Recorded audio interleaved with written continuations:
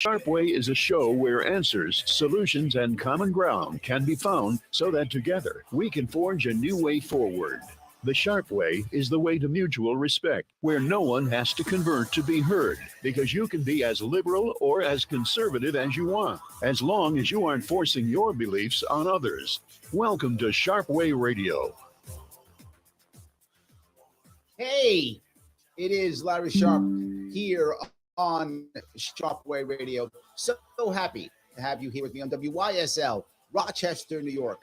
The number to call if you want to chat with me, 585-346-3000. Yes, here again, thinking about New Yorkers, speaking to people recently about how to deal with issues like housing and banking and all the things that are happening across New York State and across the nation. It made me think about something. Some of you who, if you're listening or watching online, you might have thought, or might have remembered, I should say, that I used to be in direct sales years ago. In fact, I used to sell Craftmatic adjustable beds. It's true. I used to go into people's homes and sell them directly, right to the people in their homes. And I remember going to different homes. This is across New York City. This is about 20 some odd years ago. I was a tad younger. And I went into a relatively wealthy neighborhood. People were all homeowners. 2 cars out front. Cars are new within the last 3 years. Go inside. Nice furniture, big family, all nice, positive things. Talk to them about this great bed that you could use the remote and go up and down, relax and get a massage and all these cool things. They didn't buy. They did not buy the bed. I thought, oh, they could afford the bed. It's a kind of a luxury kind of at the time. I mean, now a lot of beds have that now, but this is 25 years ago. So not as common then. So they didn't buy. I thought, okay, what are you going to do? Go to the next place. And another nice neighborhood. But something odd about this one. This one, big, nice house and a nice neighborhood. But I go inside the house and they don't have any furniture. I'm not joking. Like people are sitting on the floor. There's no bed. So they got like a mattress on the floor. I'm like, wow. Seemed kind of weird. Nice neighborhood, big house, no furniture, mattress on the floor. Seemed kind of weird. I thought, okay, well, maybe they're desperate for a bed. So great. They called me. They're going to go buy my bed. Life is good. This is a slam dunk. Didn't buy the bed. Okay. Don't really know why, but okay. Didn't work. Whatever. Maybe I'm a bad salesman. Who knows? Go to another place. This place is a really rough neighborhood, poor neighborhood. In fact, I'll go so far as to say, in this specific case I'm talking about, and by the way, these are all actual places I went to. The place was so run down, they didn't have a door. Yes, I mean, on their front door, did not have a door. They had a sheet. Either, I don't remember now, stapled up or taped up to the front where a door would be. I couldn't ring a doorbell. There's no doorbell. I couldn't knock on the door. There's no door. So I had to knock on the wood frame around the would-be door, which was the sheet. So I knock on that. Someone's like, Ma, get the sheet. Whatever. And someone goes, opens the sheet. I come inside. Again, hardly any furniture. Okay, well, maybe this time they're going to buy. They wanted to buy. I was like, wow, okay, they want to buy. But didn't have enough money, no credit, couldn't get them to bed. All right, but they wanted to buy. Okay. Go to a different place. Again, a poor neighborhood. Projects. Go into the projects. Talk to the person about the bed. They have furniture. It's a poor neighborhood, so it's not all brand new, rich furniture, but it's furniture. They're all living, they're fine. So then I talk to them about the bed. And they buy. In fact, they don't care about credit. The woman goes into her bathroom, I'm not joking. And the bed she wanted to buy was one of the high-end power beds, right? With all the cool gadgets on it. It's like $4,000. It's like $4,000 for this bed. I'm like, wow, you want this bed? Okay, great. She goes to the bathroom and comes out with cash. $4,000 in cash. And I thought, is she black marketing something, right? Is she dealing on the side or something? Where'd you get all that cash from? What? Who cares? I didn't ask you questions. You got the cash. I could take cash. I didn't care. I take the cash. She buys the bed, set it all up, all good. So at the end of the week, after all these different meetings that I had, I go to my sales manager. And I'm like, I don't get it. I got the rich people in the rich house, got all the money in the world, don't buy. Then I got people who, I thought maybe were rich, but maybe weren't, because I go into their nice big rich house and they got no furniture. So maybe they're not rich. I don't know, but they didn't buy the bed. Then I go to one of the poorest homes I've been to, didn't have a door. They want to buy the bed, but I can't give it to them. And then finally I go to the poor neighborhood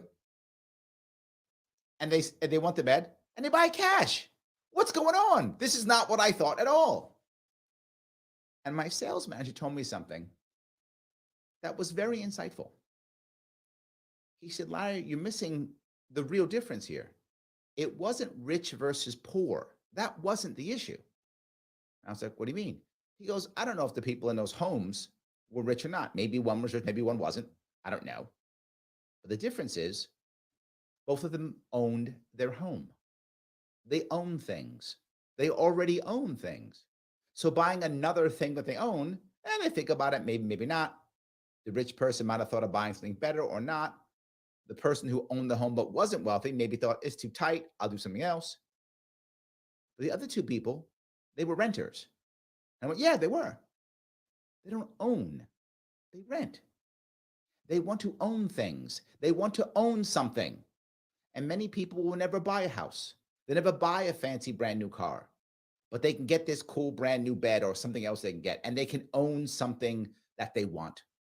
And that's where the two people who were the renters, one who was very poor, didn't have a door, one who was doing relatively well in a poor neighborhood, but was doing well. Both of them wanted the bed. One of them could afford it. I said, well, she gave me cash. This is a true story. I asked. He gave me cash. He said, I said to him, is she dealing on the side or something? Is that what's going on? He said, maybe, but maybe not. He goes, a lot of people, particularly if they're immigrants, they don't trust banks. So they take all the money they save, they don't put it in the bank, and they just literally hide it someplace in their house. And when they find something they want to buy, they pull out the cash and they buy it. Now, this is 20 some odd years ago. Now I get that completely, but then I didn't. And as he told me this, that stuck with me. And that mindset stuck with me. That idea stuck with me, and it still does. So why would I tell you that story of me running around New York City in different neighborhoods selling beds? Because it matters today.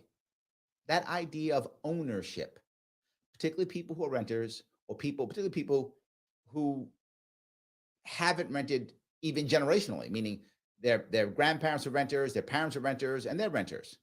Particularly if it's a poor neighborhood, people want to own. They do. It's human nature. I want to have something that's mine. Of course. Doesn't matter whether that's a bed or a house or a car or cool clothes, something I want to own. I want to be able to say this piece right here is mine. That matters because of all of the housing answers New York State is coming up with. None of them are talking about rent to own. None of them are talking about getting people to own their homes. We don't need a renter's mindset. I'm not saying you shouldn't rent. Sometimes you should, depending upon where you are in your life, what's happening, what kind of commitments you want. Sometimes you should rent. Absolutely. And sometimes you should own. All depends upon what you're doing. All depends upon where you are in your life. But you should be able to decide whether or not you want to own or rent, depending upon your specific situation. The more opportunities for ownership we give people, whether you're wealthy or not, whether you're one of our poorest families in the state or one of our wealthiest. The more opportunities for ownership, the happier you will be, and the less you'll destroy things, the less you'll break things because they're yours, the more you'll care about it because they're yours. If you want to fix the housing crisis in New York State, the answer is to make sure you have more and more rent-to-own properties. And you encourage the heavy hitters who are buying everything all over the place, and they are. You encourage them to not just buy and hold, but you encourage them to buy, do rent-to-own, and then make their money on the back end. And lots of big businesses are happy to make their money in the back end, and they don't give Uncle Sam the money. What does that mean? When these big companies come in and buy up all the houses so no one else can get any, and then raise the prices so nobody else can buy any, they're trying to make cash. Well, once they sell these properties, they're paying tons of tax in New York State. I have an idea. Don't make them pay all the tax, but make it rent to own. You rent to own, they don't pay the tax. But Larry, we don't pay the taxes. They're giving people homes by allowing them to rent to buy them. I'm okay with that. Ownership is key. This is the piece we're missing. Am I wrong? You can tell me. 585-346-3000. Larry Sharpe, WYSL, Rochester, New York. Sharpe Way Radio. Back with your calls and the chat after the break. Why do businesses choose to move their website from Wix and Squarespace to SimpleTech Innovations? Maybe it's their excellent customer service or attention to detail. Maybe it's their ability to give a truly customized solution. Or perhaps they just like the fact that SimpleTech is a local small business that builds great relationships with its clients. Whatever the reason may be, you can rest assured knowing that the local team at SimpleTech has your best interest in mind when building or updating your website. They're hands-on and love helping customers achieve their goals. But don't take Hey Larry, when we come back from break, I'm going to play a quick soundbite. It's from the movie Some Like It Hot. Are you familiar with the movie? It's the scene where the mafia guy says, "We ain't paying no taxes." 200-3182. Yeah, I thought that was fitting. 200-3182. SimpleTech Innovations. Inside the Taylor Laboratories. Hey, Tony, what you doing? A little experiment, Zach. Look what I have under the microscope. Ugh, what's that? A sample of indoor air. How can it be that dirty? Don't AC and furnace filters help? Only with dust, Zach. But when Taylor installs a whole house APCO air purifier to detox the air, odors, chemicals, mold, bacteria, and viruses are removed. For clean indoor air. Yep. Ain't science awesome? Taylor, 500 help. With incompetent, devious Washington and Albany leadership and a corrupt corporate media that uses news and social to control and mislead, it's important to preserve freedom of speech and to promote a truth-based society for our families. Try something different in 2023. The WYSL stations can grow your business, professional practice, or organization, so allocate your ad dollars here. Take advantage of a huge audience, entertained and informed by leading conservative thought. Affordable and effective. The WYSL stations, the voice of liberty. Call 346-3000 to advertise. Sharpe Way Radio on the WYSL stations. In the last fiscal year, we made $112 million before taxes. Only we ain't paying no taxes. There we go. Not paying the taxes. Larry Sharpe here, WYSL, Rochester, New York. Sharpe Way Radio, 585-346-3000 is the number to call me. And the point's a valid one, right? Okay, they're not paying taxes.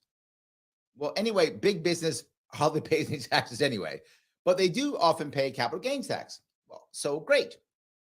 Wouldn't I rather, instead of having them pay taxes to the government, have the government screw it up, siphon off whatever they want, try to build some terrible housing, or just have these guys not pay the taxes so they can make their profit, but then still give homes to people?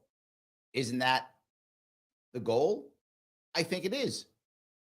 Patty comments online and she says, Up here, companies have bought up all the rentals and raised the rent.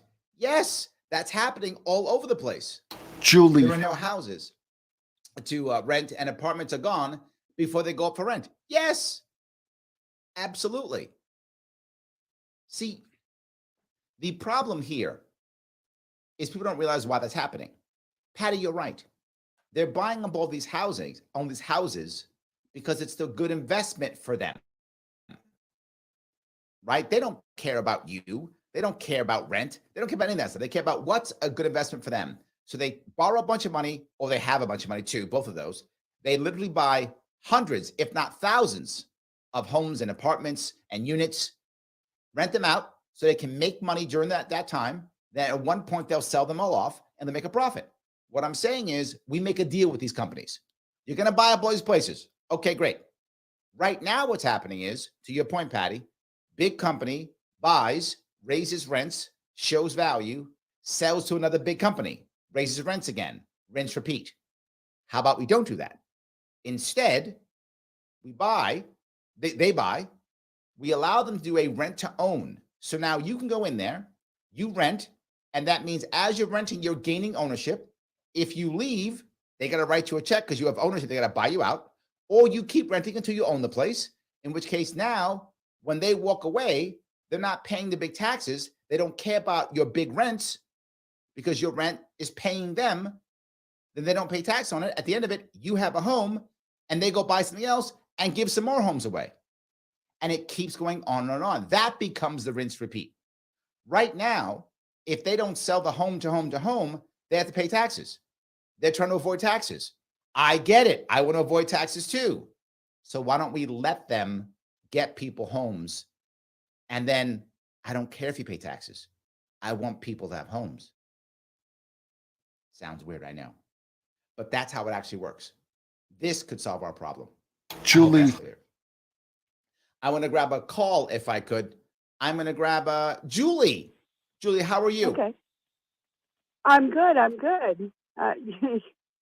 I popped on your show and I heard you talking about homeowners and renters and whatnot. Yep. And I have something to say. We have another caller on hold. Tell me, please. Well, I bought my home in 1998. Okay. It went into foreclosure 3 times. I fought it, won without a lawyer, et cetera, et cetera. But nonetheless, I was able to get it under, oh gosh, what was the last thing I did? Help me So you're out, saying Larry. your house went into foreclosure 3 times, but you were able to fight the foreclosure off yourself without a lawyer. Yes. But well done. Yeah, I was paying like 6.25 interest. You know, I was in a good position where, you know, I just didn't pay attention and whatnot. But then, you know, I got myself into a little bit of a pickle. Happens. Anyways, I was able to get it not so refinanced. what's the story? What's the point of this story? The point is I have a veteran friend. I'm an Air Force veteran and he's a Army veteran. And okay. Anyways, he's renting. Okay. He was renting and he got a text message from the landlord.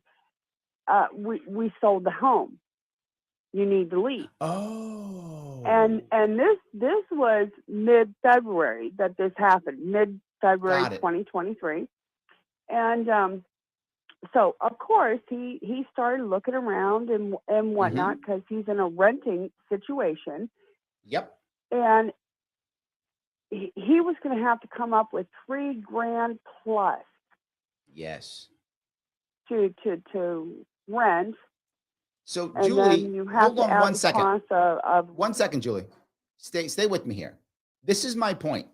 If he was in a place that was a rent-to-own facility, if it was a rent-to-own home or rent-to-own apartment, if that were true, obviously it's not in this case, then when he leaves, they can still throw you out if they have to, but he has ownership. So when they sell the home, he gets a check. He gets a part of that home. So if they sell the home for $100,000 and he owned 10% of it, he gets a check for $10,000. So now he has money to go and find a place to either buy or rent or whatever the case may be. That's the difference in the ownership model, which is why I want more people to have an ownership model. Without that, Yes. you're a renter, as you talk about, and when they tell you got to go, you just go. If you're lucky, you get a little bit of your deposit back, but that's almost never. Well, unfortunately, he was renting for $450 a month. So with the jacks, you know, and the price to rent, I mean, it was anyways. Nonetheless, I have a 4-bedroom home, so now he's upstairs. Nice. 'Cause I'm glad. I'm like, I'm this is glad it. you've helped him out. Very good. Yeah.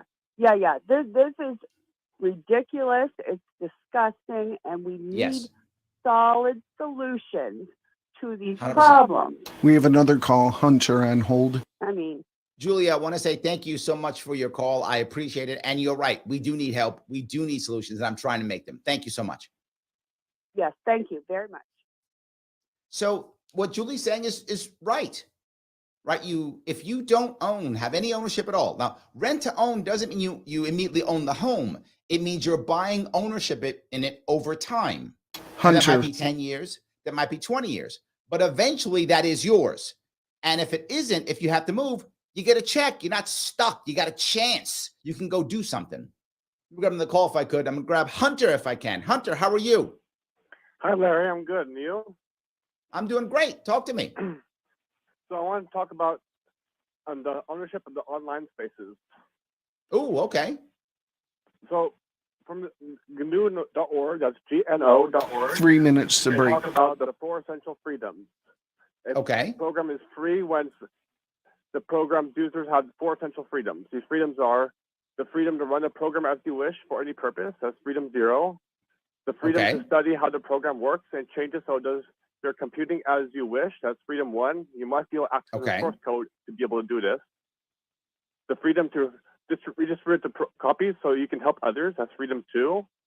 And the last freedom is the freedom to distribute copies of your modified version. That's freedom 3. By doing this, Isn't you this give the whole just community a open chance source? to benefit. Sorry? Isn't this just open source, Hunter? Well, the thing is, the person who, when people came up with it, one of the main people was Richard Stallman. He considered it free software. It's not free as in beer. It's free as in freedom.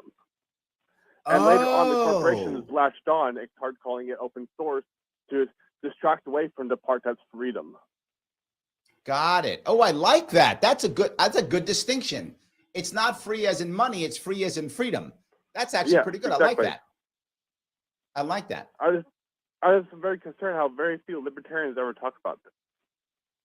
No, I think you're right. It's not that common because I think people do think of it as free as in money. I think your distinction is an important one that most people don't see.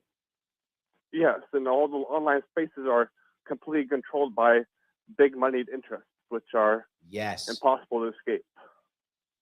So we have to fix that. It's another thing we have to work on. That's a harder one. You know what? You've just made me think.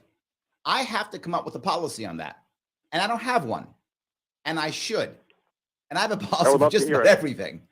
So I got to work on that one now too. Well, I'm glad to hear Hunter, that. thank you for the call. I appreciate it. Thank you very much. All righty. So yes, I mean, Hunter's talking about online, but I think the concept is the same. Ownership makes things better. It doesn't make things perfect. I want to be clear. This isn't magic, right? Just because you start to have ownership means all of a sudden things are great. No. But is it better?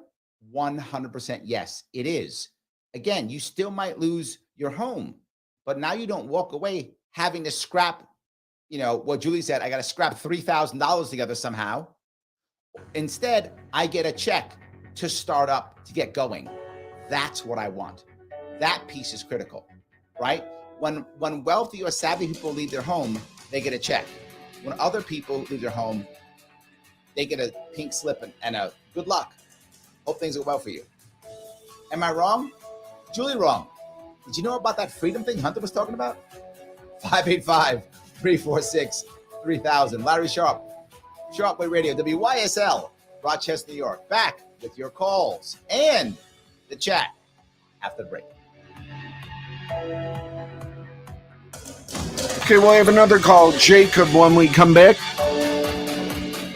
For truth and freedom.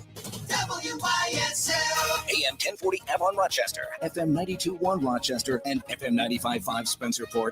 Here's the latest forecast from the News 10 NBC Weather Center for tonight. We're looking at partly to mostly cloudy skies. Temps will stay in the 30s on Wednesday. Partly to mostly cloudy, so not quite as sunny, but still very mild.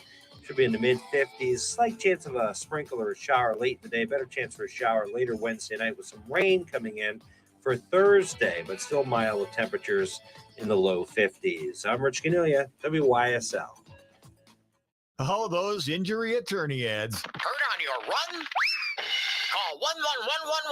It can be strangely amusing watching that injury attorney interviewing a tractor trailer. But while fun is fun, there's nothing amusing about getting your life back together after a personal injury or a motorcycle Okay, after accident. Jacob, we have another call on hold. Michael? Christopher Johnson takes your case seriously. And I guess when you get talking about taxes and our pocketbook, you get people riled up, right? So instead of cute singing jingles and magic phone numbers, Heard opening wine?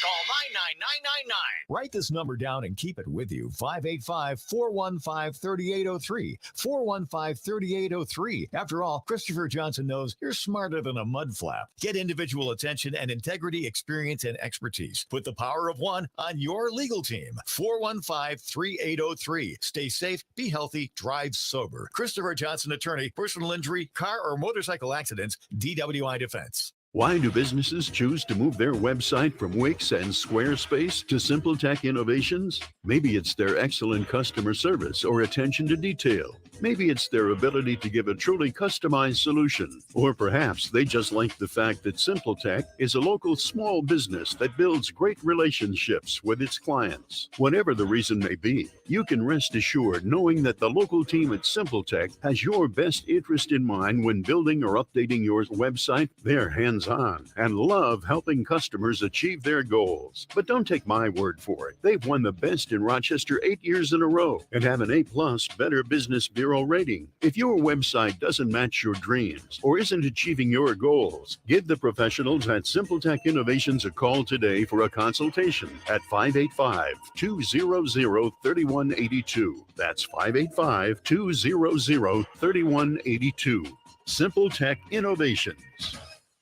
Tom Hamilton here, president of Hamilton Wealth Management. Let's talk about investment fees and commissions. Just how much are you paying to have your investments managed? If you're like most people, you really don't know the cost, right? Does this make any sense? Paying for something without knowing how much? Okay, maybe your advisor is a friend and even sends you a birthday card every year, but what real value is he providing and at what cost? Isn't that a fair question to ask of any service provider, including your broker?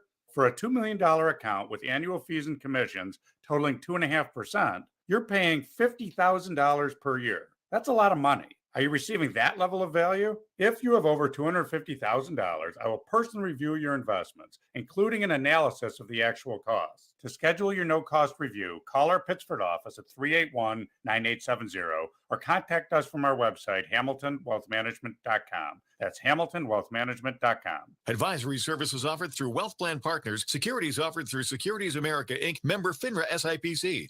I'm Stephen Nichols with Nichols Electric and Plumbing, and I have excellent news. Our team is now equipped and expanded to take on all of your smaller home projects. If you are looking for drywall work, painting, cabinetry, small carpentry, windows, or anything else on your home project list, our handyman division is ready to serve you with the same care and excellence as our electric and plumbing team. Call 585-427-9310 or visit nicholsep.com to schedule an appointment.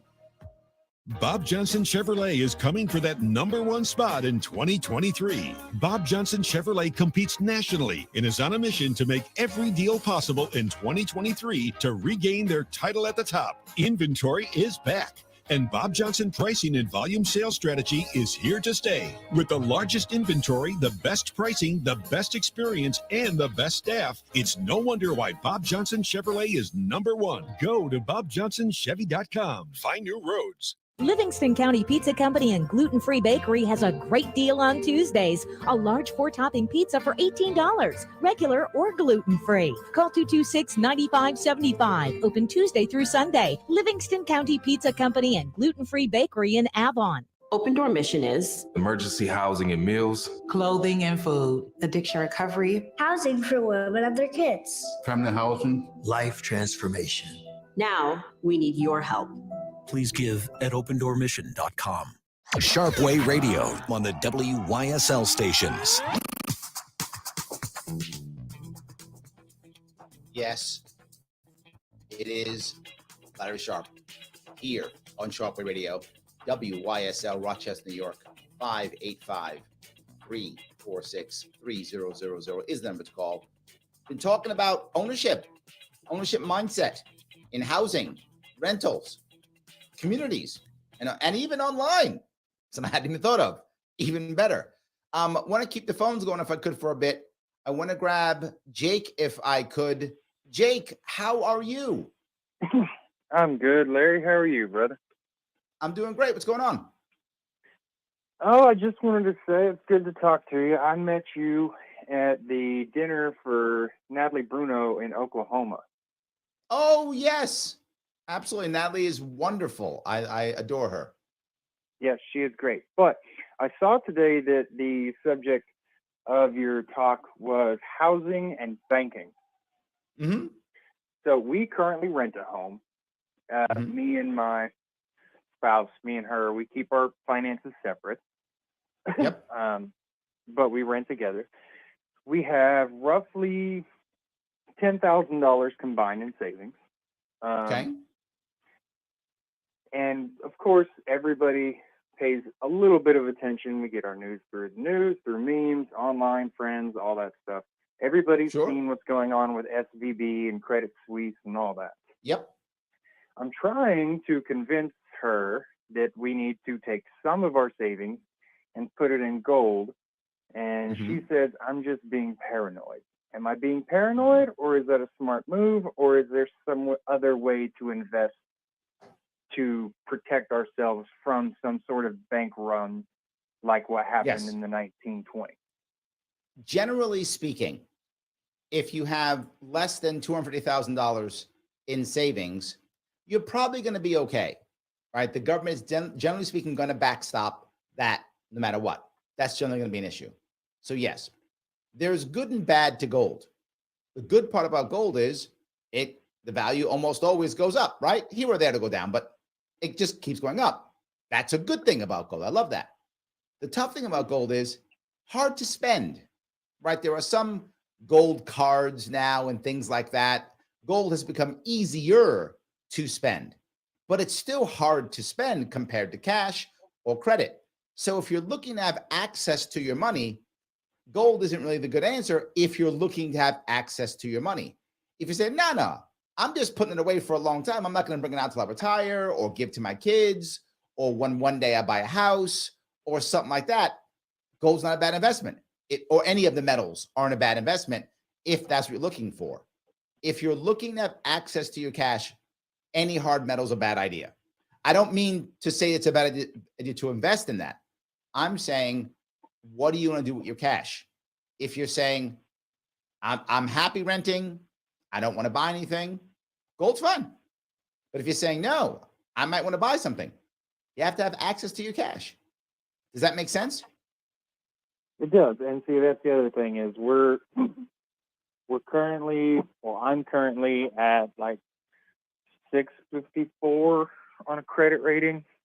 And I'm slowly getting that up. It was 400 2 years ago. Way better. And we're looking at buying a home. But not with 400, you're not. Home buyer thing. Yeah. Not with 400, you're not. No. No. My credit was 400 2 years ago. Now it's 654. 100%. Yeah. Way better. Way better. Absolutely. Look, trying to hit that if you're gonna buy. If you're worried about that, let me give you a little bit of advice if I could. There are literally credit counselors, private, don't go to a company, individual private people who know how to do this. You pay them a couple $100 and they show you how to fix your credit. I'm not joking. And they will show you how to fix your credit. Hey, do this, do that, do this, do that, do this, do that. You can find them online. You can find them in business groups. You can find them all over the place. And they will help you to, they know the system, how to get your credit up. And you get your credit up to where you want to be in like 6 months. I'm not even joking. They'll get you over 700 easy, awesome. Both you and your wife, if you aren't there. And it's worth a couple $100 because if you're going to buy a house, the percentage you're going to save far outweighs the couple $100. Does that make sense? Because that would wipe us out. Yeah. Absolutely. So you want to make sure that you're saving as much as you can in your percentage. That's for sure. I hope I answered your question. Did I answer your question? You did, my friend. Awesome. Thank you, my friend. Have a good talking one. to you later. All righty. So, yeah, look, a lot of people talk about investments in metals. It's not a bad thing if you want to make it an investment. That's the key. Is it an investment or you want to have access to your cash? And look, you have to decide what makes the right sense there. You have to decide that. Absolutely. So, all right. Next piece, if I could. I'm going to grab one more call if I could. I'm going to grab Michael. Michael, how are you? I'm doing great today. How are you doing? I'm doing wonderful. Talk to me. Well, I just wanted to, since it was about banking and housing, I just wanted to talk about relief when it comes to fraud. Go ahead. Well, basically, I'm a father out in Nye County, Nevada, and I was one of these fathers speaking at a school board meeting, and I have an absolute First Amendment right to address my government, and they actually arrested me for it, and they prosecuted me for it. Now, I'm trying to let them know on the DOJ side, Garland's already come out, and he said that we have an absolute 14th Amendment right to attend those meetings, plus a First Amendment right to address government. Okay, so hold on. You said they are trying to prosecute you. The school district is? No, they already did that. I was prosecuted by a JP that I don't even think he holds an attorney license. But there's no cameras in the courtroom. I try to film my proceedings to protect my Second Amendment tool, and I was denied. I was stripped. I went pro se, and I was stripped of all electronics, and it's basically German sundown law inside of a courtroom. So you're telling me that you were pro se, and they wouldn't let you keep your electronics? They wouldn't even let me film my proceedings. He offered to arrest me 4 different times. Now they just re-arrested me. I spent 2 nights. You said, hold on days. 1 second. Michael, stay with me here. You said you're saying the judge said he was gonna put you in jail? Yes. I was already arrested once, and then I was arrested a second time, 2 nights and 3 days in an ice pod. I'm talking about convicted, like M13 trying to tell you to piss when you sit down when you piss, and that didn't go over well with me, but it was just an intimidation factor. They shackled me for 3 hours after my proceedings to go around different staff and judges so they could ridicule me. Let me ask you, when you were speaking at a school board, is that what you're telling me? Yes, sir. I speak about parental alienation dynamics, Title IV extortion. Oh, got you. Family law. Now I got it, brother. You've just opened up my eyes. Okay. The superintendent didn't like it. He fired an email, and they trespassed me. They terminated my parental rights and my First Amendment to that microphone. Okay. Now because I was shocked, but now I get it. Family court, for those of you who don't know, and most people don't believe this at all, but what Michael's saying is correct. Family court, for some reason in this country, is not court. It just isn't. It's kangaroo court. It's whatever the judge says, whenever the judge says it. You don't get your rights. There's no due process. That's how family court works. And that's why I was so shocked what Michael was saying. For those of you who are listening, I didn't get it until he said family law. Now I get it. Michael, I get it. I'm so sorry, brother. Family law is terrible. Right, but you have a First Amendment right to open meeting laws. You can't just not in family court. Doesn't like your speech. They can't persecute that. Garland's they already do came in out family court, and that's my point, Michael. They do in family court. In any other court, they don't, which is why I was so surprised. But in family court, the judge, it's basically a kingdom, and the judge in that court says, Whatever I deem true is true. I am the law. But I can't record my proceedings. Everybody wants to know. I want to go live. I got one Nevada judge that wants to televise it. They will literally put you in jail in family court. Put you in jail. Yep. You will do time. And no due process. It is terrible. I'm the only candidate when I was running for governor talking about how broken this system is. You are completely correct in what you're saying and what you should be getting. And family court doesn't care. And no one seems to care outside of it either. And here's the reason why, Michael, and I'm going to be very full with you. The problem and the reason why so many people, stop that, I'm sorry, I'm wrong. Why so many candidates and so many politicians don't care about family court and family law is because the largest constituency that's beaten up by family court is non-rich men, men who are middle class or lower class, poorer class, those two, working class guys, they are hammered the worst in family court. And when they're hammered so badly, they don't have any money. Their money either goes to lawyers or goes to the court or goes to their family. They don't have any money. They're a bad donor base. So politicians don't care.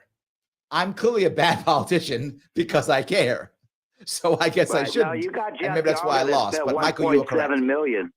Jeff Younger spent $1.7 million on his case out of Dallas, and his child is still getting mutilated. He has to address his 10-year-old, 12-year-old son with pronouns.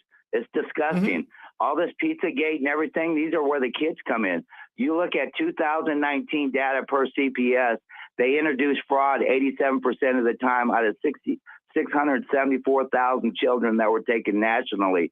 This is an epidemic. It's always been about the children. Now we know where all these kids are coming from. They're coming from the foster care system. I'm going to go one step even worse, Michael. It's about the money. They don't even care about the kids.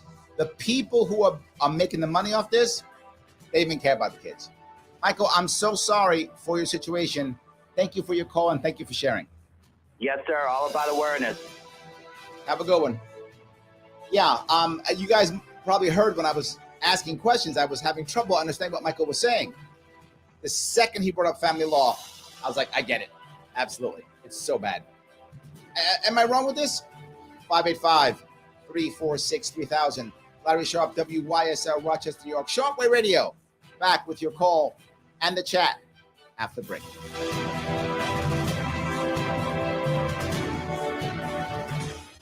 Your business relies on computers and technology to operate. Slow, unreliable networks and servers can cause unplanned downtime and affect your bottom line. The experts at Simple Tech Innovations are here to help. Their preventative maintenance program ensures that your computers and network are kept up to date and monitored for any issues, keeping your business running smoothly. They also help clients achieve HIPAA, PCI, and New York State cybersecurity compliance to keep your network safe and secure. Whatever your business IT needs are, Simple Tech Innovations should be your first call. They've won the best in Rochester 8 years in a row and have an A+ Better Business Bureau rating. Call them today for a free consultation at 585-200-3182. That's 585-200-3182. Simple Tech Innovations. Are you cold in your home? Pick up the phone and call Wise Home Energy at 270-5836. Don't be cold in your home. Pick up the phone, call 270-5836. Wise Home Energy has helped thousands of people get millions in grants and rebates to make their homes much warmer. So don't be cold in your home. Pick up the phone, call Wise Home Energy at 270-5836. Today. Wise Home Energy is a participating contractor in the Home Performance with Energy Star program. With incompetent, devious Washington and Albany leadership and a corrupt corporate media that uses news and social to control and mislead, it's important to preserve freedom of speech. Okay, we got another caller, Roger. For our families. Try something different in 2023. The You're welcome. WYSL stations can grow your business, professional practice, or organization, so allocate your ad dollars here. Take advantage of a huge audience entertained and informed by leading conservative thought. Affordable and effective. The WYSL stations, the voice of liberty. Call 346-3000 to advertise. Sharpe Way Radio on the WYSL stations. Yes, it is Larry Sharpe, here on WYSL Rochester, New York. Sharpe Way Radio. Look, if you like this show, it's every Tuesday, 1 p.m. Check us out. Check out WYSL Rochester, New York, or check out Sharpe Way on the internet. Either one of us is all good. We're there. Happy to have you here. Thank you for giving me a chunk of your afternoon. Now, I talked a lot in the last 3 segments about housing. I also talked about a little bit about ownership online, ownership in housing, and sadly about family court, which just popped up. That sad story from Michael out of Nevada. That was terrible. But I haven't talked that much about banking. And the idea is the same. Ownership in housing is going to make better housing. You're going to be a better renter, a better owner, better tenant. Ownership online is good for you, having more control online. Ownership is always going to make things better, even in banking. That too. More localized banking, more credit unions. All these things are going to help and make things better. They're not the magic pill. It's not perfection, but it will make it better. We're grabbing the call. I got the phone ringing a lot today. I'm going to grab Roger if I could. Roger, how are you? Hey, Larry Love, what's up? What's going on, my friend? Good. Have you ever heard of, I just learned about this. Have you ever heard of the Independent Community Bankers Association? I have not. Independent Community Bankers Association. Okay, let me write that down. Yes. Go ahead. Tell me about them. They are, there's a political article about them.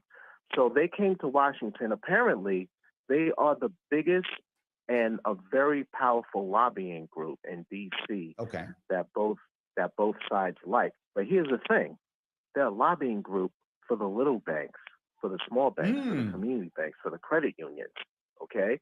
So they were not happy of like, hey, why should the small banks have to pick up the tab or whatever for SVB, Silicon Valley Bank and all these other things or whatever. You're making, because what's going to happen is what they fear is that people are going to be like, they're going to take their money out of the credit unions and small banks and put it into the JP Morgans and all that different type of stuff.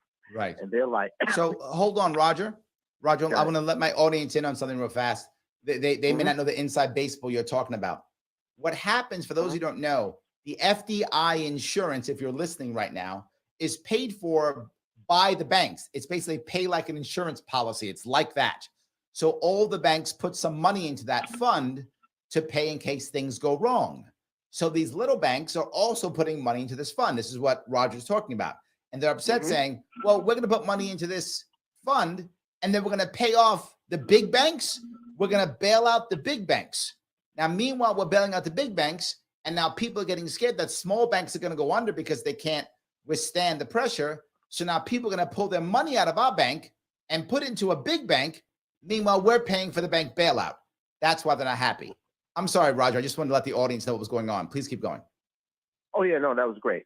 So I was thinking, I just found out about these guys, right? Both parties like them. They're very powerful in Washington, and I'm wondering if they know about if they're lobbying for public banks, because they would be the perfect because public banks are the perfect insurer for community banks and credit unions. You know what I'm saying? Because they replace FDIC insurance, just like the Bank of North Dakota insures the community banks and credit unions instead of FDIC. That's why none of them failed during the 2008 subprime mortgage crash. And North Dakota has more credit unions and community banks per capita than any other state in the country because the Public Bank of North Dakota insures them. I love the idea. Rid of the cost. For those of you who don't know why, listening, who don't know why local public credit unions, credit unions and local banks are so important, because local people care about local communities. And the odds of you getting helped out, the odds of someone paying attention to you, the odds of you getting assistance on how to do things, the odds of you learning the system so you can navigate the system to get what you should get, the odds go up tremendously the more local banks and the more local credit unions there are. And credit unions are literally, you own part of the bank as you put money into it. I mean, that's part of what the credit union is. It's a union of credit. It's It's basically co-op banking. I mean, I'm simplifying it. No, it is. But it basically is that. That's exactly what it is. Credit unions, if you look at the front door of every credit union, it says co-op. It's a financial cooperative. Yes. And they're voluntary, they're local, and people should be able to have them. But the problem is, to your point, Roger, our system is telling people, don't do that. Put your money in the big bank. Then the big bank goes under and it gets bailed out. So we reinforce, just put your money in the big bank. Don't support these local banks. And then we wonder why we have no local banks. The system's destroying it. Yeah. So your last two callers were from Nevada and Oklahoma, two states that allow their voters to go completely around the state government and place initiatives directly on the ballot so that the voters New York does not do that. Their own laws. What's that? New York does not do that. Yeah, exactly. New York doesn't do that. But the last two, Oklahoma, they can place initiatives directly on the ballot to ratify their own amendments to the state constitution or pass Oklahoma and Nevada law, right? So they can do that for an Oklahoma public bank, a Nevada public bank, or they can give giving home rule to municipalities to start their own.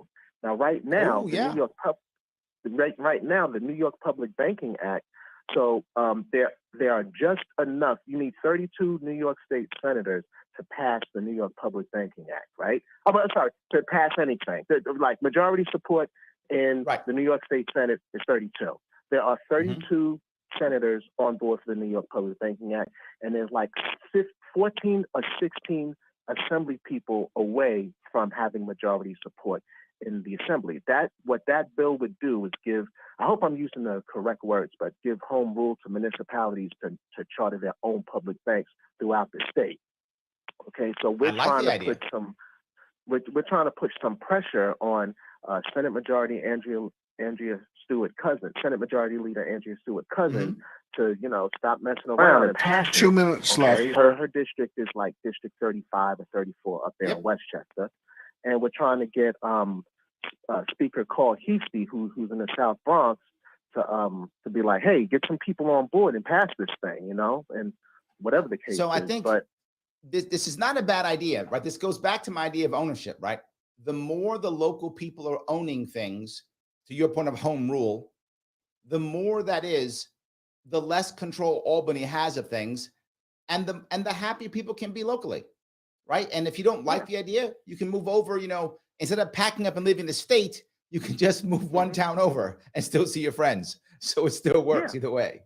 And it builds experience. It builds experience in public banking to one day when we can have an actual state public bank later on in a decade. So then you'll have all these people who have experience in running the local public bank, and ultimately have, instead of starting from the top with a boom at a state bank and then coming down, you go. You do bottom up. Yeah. Yep. So I completely agree. That can ensure our credit unions and community banks. I love it, Roger. Thank you so much for this background. Thank you so much for the call. I'm going to check these people out. Check out Political Article. Thank you, my friend. Guys, I always say the same thing. Ownership is important. The more we own our own life, the more we own our own property, the more we own our own worlds, the better off we're going to be. Guys, thank you so much for giving me a chunk of your afternoon. I will see you all very soon. I will rise.